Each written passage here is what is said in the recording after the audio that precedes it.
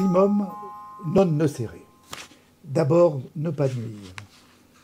C'est ce qu'a écrit Hippocrate, médecin grec, qui est considéré comme le père de la médecine, en 400 avant Jésus-Christ.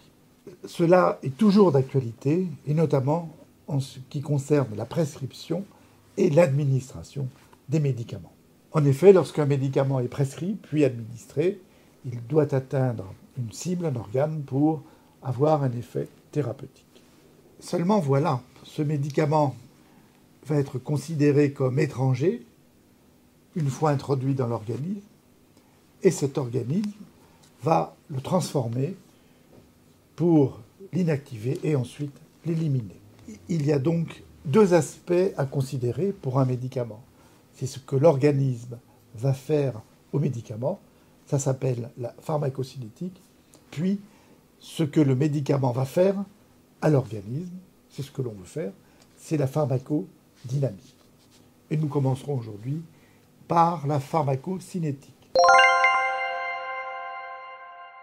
Et il existe plusieurs voies d'absorption. Par la voie orale qui est la plus utilisée, le médicament est absorbé puis est obligatoirement transporté vers le foie qui va le transformer.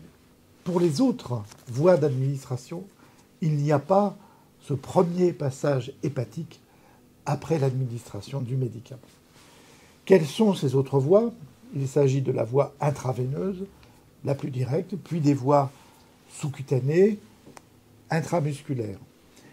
Il existe aussi des voies dites locales, comme les voies intraoculaires ou les voies transcutanées ou transdermiques. Elle est utilisée par exemple, les patchs avec des œstrogènes ou de la nicotine.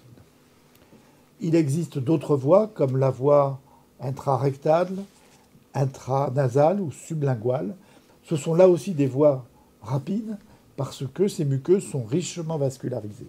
Et les drogues administrées par ces voies ne passent pas non plus directement par le foie.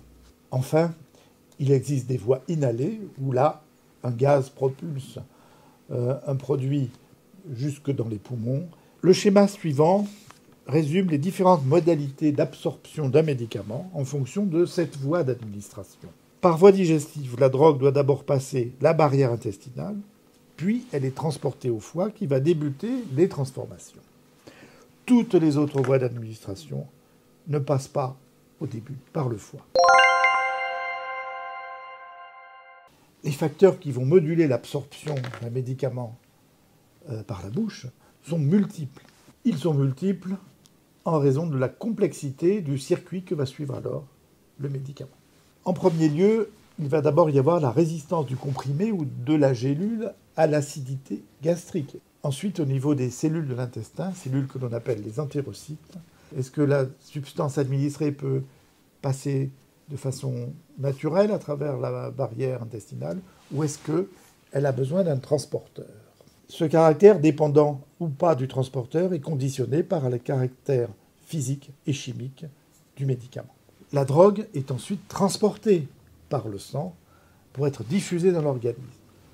Et là aussi, soit elle circule sous forme libre, soit elle a besoin d'un transporteur. Ce transporteur est une sorte de container qui va véhiculer le médicament. Il s'agit souvent de protéines. Vient enfin la distribution à l'organe cible. C'est là où on veut que le médicament aille.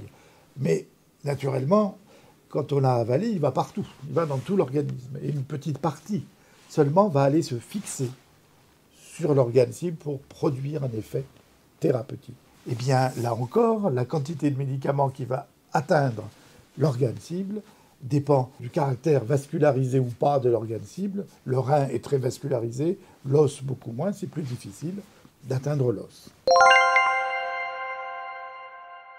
On comprend bien ici l'importance de la forme galénique, c'est-à-dire de la forme du médicament, qu'il s'agisse de capsules, de comprimés, de gélules, de poudres, de gouttes. On comprend bien aussi qu'il faut bien respecter les conditions d'emploi. Par exemple, il ne faut pas mâchouiller une gélule à libération prolongée ou qui a été conçue pour résister à l'acidité de l'estomac. C'est selon ces différents facteurs que sont conditionnés le nombre de prises nécessaires pour un médicament afin qu'il agisse au mieux, et leur espacement, 1 fois, 2 ou 3 fois par jour. C'est en connaissant tous ces éléments que l'on pourra assurer au mieux la sécurité dans l'emploi des médicaments. Mais vient ensuite l'effet du médicament sur l'organisme. Mais ceci, c'est une autre histoire.